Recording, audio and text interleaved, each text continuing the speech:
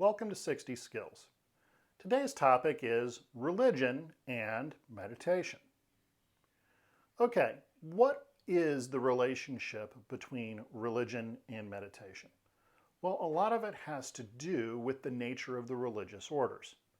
Some religious orders are much bigger on actual practice, and other religious orders are much bigger on the concept of service.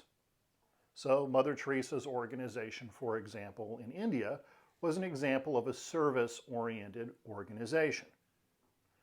On the other hand, if you spend any time in Southeast Asia, particularly in Thailand, you can't help but run across many Buddhist organizations made up by religious practitioners who are actively attempting to teach meditation.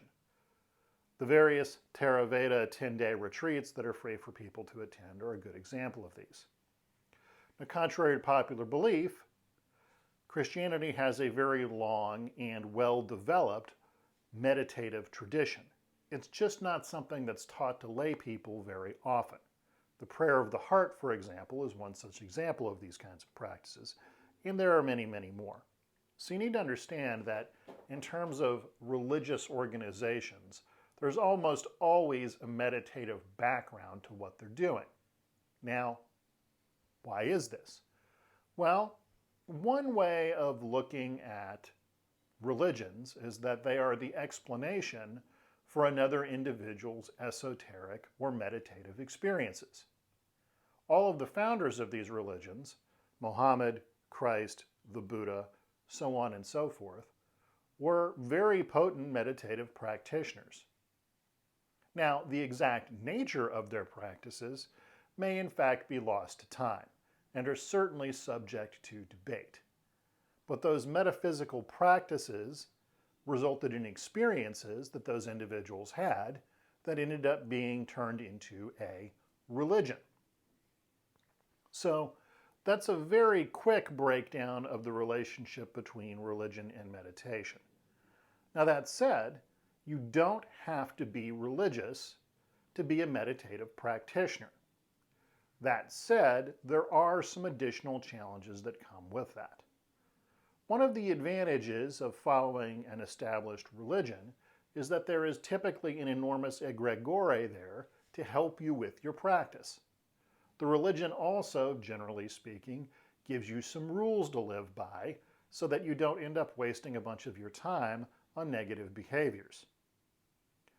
And if it's a religion that has a vibrant meditative training capacity, well, there are places you can go who will support the practices associated with that belief system. So those are the advantages. Now, the disadvantages to working with the religion in this context is doctrine.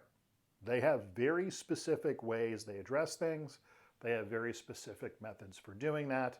And particularly in the beginning, you will be beholden to whatever those are.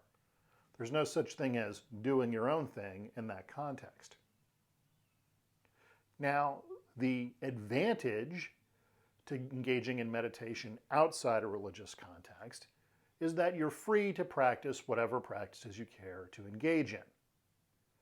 The disadvantage is you're free to engage in whatever practices you care to engage in, which means you don't receive any guidance.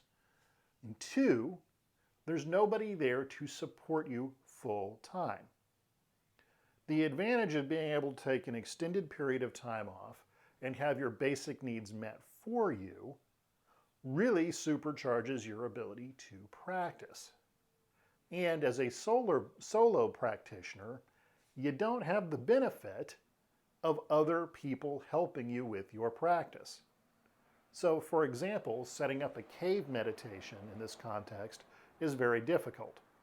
There are some small organizations out there that can help you with this, but the fact of the matter is your cave meditation is going to be severely compromised if you're having to leave it every couple of days to go get food and water. Religious organizations who are training the next generation of practitioner will make this happen. Now, the disadvantage is I'm unaware of any religious tradition that exclusively caters to only people practicing all the time. The fact of the matter is, if you look at the lives of most monks or ordained members of the clergy, they're quite busy, and they're quite busy doing a bunch of things that don't actually involve practice. They're preaching to the lay people, they're ministering to the needs, they're giving aid, they're running temples, they're being accountants. Hell, in some traditions, they're out there being carpenters and woodworkers and other people just maintaining the buildings. Now, those religious organizations, if they have a vibrant training capacity, will allow those practitioners to take breaks periodically to go train in depth. But again, that's generally the minority of that practitioner's time. He or her spend most of their time doing all of these mechanical things that have to be done to keep the religious order functioning. So that's a little bit of a talk about the issue of religion and meditation and the advantages of being part of an organized group versus simply doing it on your own. I'm not going to say one is better than the other, but I do have a video coming up in a few days about yogis and monks that some people might find interesting as it addresses some of these issues. So if you enjoyed today's lecture, please hit the like button down below and consider subscribing to the channel. And if you'd like to learn more about the 60 Skills curriculum, check out the links contained in the details portion of the video down below. Otherwise, train hard and be well.